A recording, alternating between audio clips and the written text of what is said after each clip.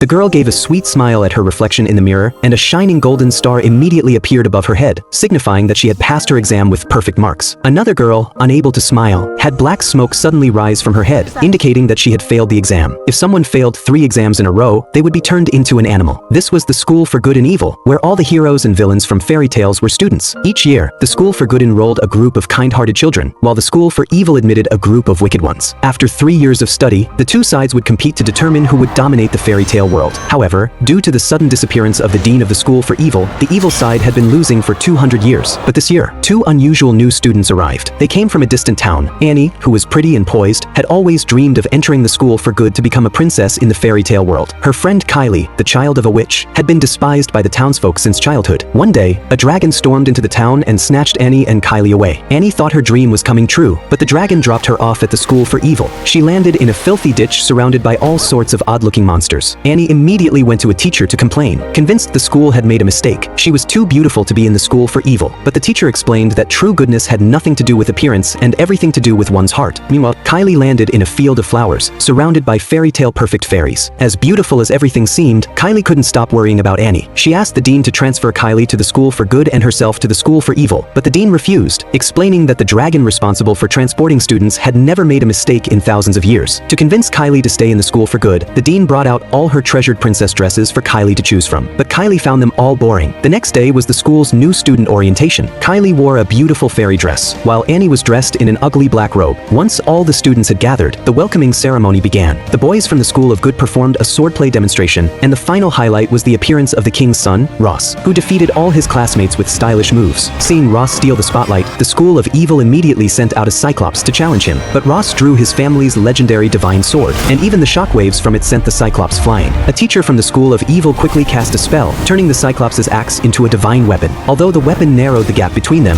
in fairy tales, good always triumphs. In the end, the Cyclops was defeated, and Annie and Kylie began their first class.